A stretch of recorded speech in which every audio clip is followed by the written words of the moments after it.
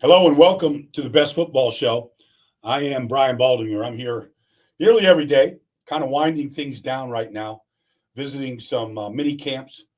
Um, I just saw the New York Giants today, which is Wednesday, June 12th. I saw the New York Jets yesterday on Tuesday, June 11th. So, anyways, you can find us. Just download your free Odyssey app, like, subscribe. Let us know what you think about the content. And you can find me at all the social media sites on Instagram and Twitter, X, Threads, TikTok, YouTube, all at Baldy NFL and Baldy's Breakdowns, like my shirt says. Anyways, let's start. Let's start with the Jets yesterday up in Florham Park. I was there for the Robert Saleh press conference before they took the field. And, look, it just, he had to come out and say that he had two players that had inexcused absences, both Aaron Rodgers, the quarterback, and Hassan Reddick, for different reasons. Hassan Reddick has got a contract dispute. He wants a new contract. He hasn't been there this offseason. Aaron Rodgers had an inexcused absence, but he had told the team and he had told Robert Saleh that he had something important he needed to do on these days. He was there on Monday, June 10th, took the team photos and a bunch of pictures with everybody, but he wasn't there yesterday. So I'm not I just can't overreact to that. He was there basically every day this offseason, but puts the head coach Robert Saleh in a difficult spot. You're there, you want to kind of end on a good note. You want to go into the 6 weeks before the season starts on a high. We've had a good offseason, a lot of new players. We've implemented this, blah, blah, blah. And you have to basically start the press conference by saying your quarterback isn't here and your star pass rusher who you traded for isn't here. It's not exactly the start you want. And then you go out and you watch practice, and okay, Tyrod Taylor gets the majority of the snaps. Andrew Peasy, a free agent, from Wyoming, whatever. They're just, the red zone, open receivers, ball sailing over their heads. It's just it's hard for the defense to get a great look. But beyond the quarterback and beyond that, it's good to see Tyron Smith out there at left tackle. It's good to see Tyron Smith because he's just, when he's healthy, he is still an elite player. And that's what they need him to be. They need him to protect the blind side. So it was good to see Tyron out there. It's also good to see Tyron Smith working with Olu Fashanu, their number one pick, the 11th pick in the draft out of Penn State. It's good to see Morgan Moses, who went through some drills, but he's still rehabbing from an off-season, medical thing. He should be fine. He hasn't missed many games. He missed 3 last year in Baltimore with a torn pec or bicep. I forget which one. Anyways, but it's good to see Morgan and Tyron working with Olu. It's good to see John Simpson in there at left guard. Good to see Joe Tippmann at center. Ali Veritaka isn't out there, but he will be. So, it starts with their offense line. Can they put it together finally? And can they hold up? It's really everything. Garrett Wilson is just, he's just an elite player, whoever's throwing the football. But I would say, I've been out there twice. It is interesting. Breece Hall isn't, he's out there working out on his own. He's saving himself for the season, which is fine. And it's a year removed from a torn ACL. Like, we should see the very best of Breece Hall, week 1 against the 49ers, Monday Night Football at Levi Stadium. But they did draft 2 running backs in the 4th and the 5th round. They drafted Braylon Allen out of Wisconsin. In the 4th round, they drafted Isaiah Davis in the 5th round out of South Dakota State. They're both big backs. I've watched these guys twice now this offseason. We haven't seen Breece Hall out there. So these guys are getting a majority of the reps. And I got to tell you, I haven't seen either player drop a pass. It's 2 practices. I can't say I've watched every single play that that they have run, but my eyes are on the offense, all phases of it. I haven't seen them drop a ball. I mean, which is look, it's not being contested heavily, and they're not getting hit, and there's nobody rocking the middle of the field on. But still, they neither one caught the ball a lot in college. No Wisconsin running back ever does. It was good to see him catch it. Like, they could do it. And I think there's going to be a role for both those guys as the season goes on. It's good to see Quinton Williams out there for the Jets. Like, he makes that defensive line go. Good to see Jermaine Johnson out there, who made a big jump this year.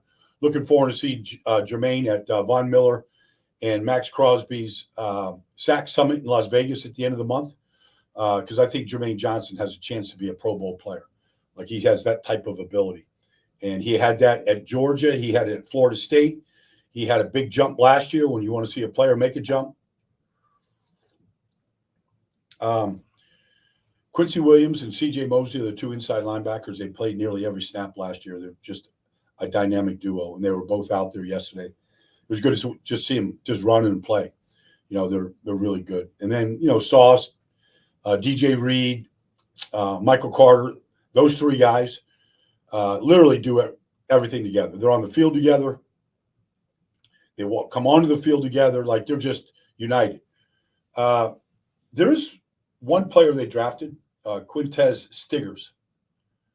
Did not play college football, started at Lane College, didn't work out, went to CFL, played out there. It is interesting to watch him play. It is interesting to see him just line up because he is talented. So I don't know, they spent a 6th-round pick on him. Quintez Stiggers. Just remember the name. He looks like he's got good man-to-man skills. Okay, so we'll get into it once we get to the preseason. We start seeing these guys in scrimmages and preseason games. We'll get a good look at him. He's number 37, for the Jets. Who knows? Out of the CFL, he's played professional football up there for a couple of years. He's gone up against their best. Joe Douglas decided to draft him. All right, we'll see what happens. I mean, the first 5 draft picks this year were all offense. The 2 running backs, the left tackle, quarterback, Jordan Travis, out of Florida State, the quarterback, who's hurt, coming back from that knee injury, horrible knee injury that ended his career at Florida State. Anyways, that's the Jets. They stay healthy. I mean, that's, everybody is asking this. It's basically quantifying or qualifying everything you say about the Jets if they stay healthy, because they haven't been able to do it. So from the quarterback to the offensive line to certain receivers, we'll see what they get out of Alan Lazard this year. They got nothing out of him last year. Mike Williams will be back eventually. They should have a pretty good receiver. The one thing I will say, that the tight end position looks pretty good. I kind of like, they got Conklin there. They got Ruckert there. They got Yeboah there. Zach Kuntz, who they drafted last year, I think at a BYU. It looks like a pretty good group all the way around. So that's the Jets. I mean, obviously, no Aaron Rodgers. You're just not going to get the juice that you want to see, the competition with the defense, from Aaron making some of these throws. Okay, I'm not getting all worked up about it. Robert Saleh wasn't. I just thought he was in a tough spot in a mandatory 2-day minicamp, not even a 3-day minicamp, just 2 days. They're just going Tuesday and Wednesday this week. They're not even going on Thursday. The mandatory 2-day minicamp, 2 of the guys that they're really counting on aren't there. It's not how you want to start or finish the offseason. You just don't. On to the Giants. I went up to the Giants today. Saw Brian Dable before he took the field. He came over, talked to me. First thing you see about Brian, he's lost probably maybe 100 pounds. He's lost a lot of weight. He looked good. He looked really good. Talked to Carmen Brasillo, the new offensive line coach. He's excited to work with Jermaine Illuminar. They're going to play him at left guard. He was a big free agent signing from the Raiders. He worked with them at the Raiders, knows him. Talked to Jermaine out there. John Runyon will be the new right guard. They're trying to figure out the right tackle position. Can Evan Neal hold it down right now? Like, it seems to be a question mark at this point. So, it starts with the offensive line. Andrew Thomas, Joe Michael Schmitz. Okay. They have a chance to put this thing together. And if they do, I think Daniel Jones will have much better targets to throw to. In fact, the opening drill of the day, before they even stretched, they did a team drill. It's just basically play action, deep passing, deep passes. I mean, Daniel Jones goes out there and throws a 55-yard dime to Jalen Hyatt.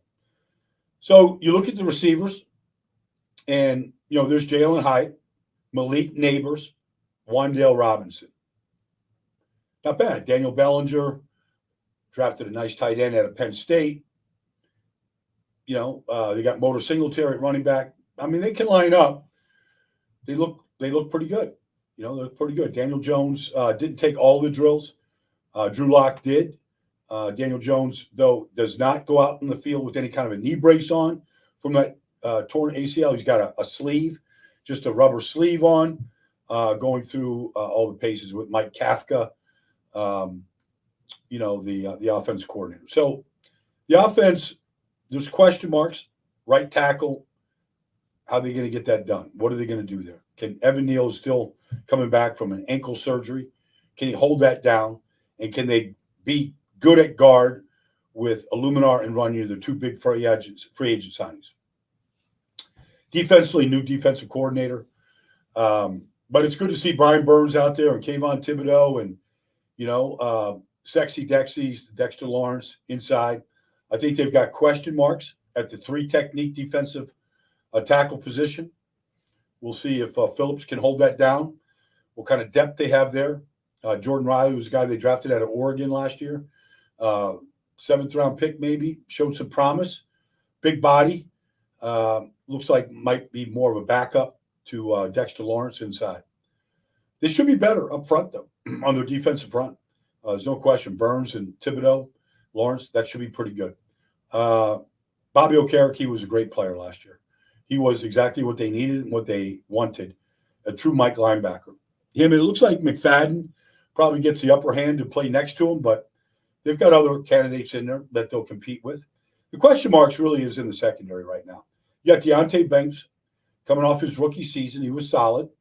First-round pick, guy that they really coveted coming out of Maryland. He's going to hold down one corner. Cordell Flott is the other corner right now. Darnay Holmes in the slot. They drafted two guys. Drew Phillips in the 3rd round. Newbin out of Minnesota in the 2nd round to be safety. They're very high on him. He had great ball skills coming out of Minnesota. They're very young. They're very young at corner and at safety, and they're counting on these guys. And so Jerome Henderson is a secondary coach. He's a very good coach, but he's going to coach, two guys, and Drew Phillips and Ty Newbin, who they're really counting on. They need him to step in and play at a high level, probably immediately. And so there's question marks there, like just the youth. You can see the talent. You can see these guys run and jump and, all that kind of stuff. So I think defensively they have a chance to be pretty good. They're not going to blitz like they did last year under Wink Martindale. It'll be a little bit different. They'll be more of a zone team. Last year, heavy man to be able to accommodate the blitzes that they had. But Brian Burns has, he was look, whether you agree with how much they paid for him and all the signing bonus and everything they gave to him, that's fine. He's a good player. I don't think he's a great player, but maybe him and Thibodeau together is something that can really work. And both guys are getting after the quarterback. So I was obviously just watching Malik Neighbors a great deal. And, he's wearing number 9. He just moves differently. Like he attacks the football in the air. His cuts are precision. I talked to, a couple guys about him. And they all had Jalen Mills, went to LSU. He's been around this league 9 years now. Philadelphia, New England, some spots. Just asked him what he thought. And, like glowing reports, just work ethic, route running, strength, how strong he is. They've got 3 guys, though, honestly. When you look at Jalen Hyatt, you look at Malik Neighbors, and you look at Wandale Robinson, they all look like they could be dynamic after the catch. And I know everybody just wants to destroy Daniel Jones. I'm just going to tell you, look, not just because I went to Duke. Daniel Jones came off a very good season the year before. Started every game, rushed for over 800 yards, won a playoff game, played great in a playoff game in Minnesota.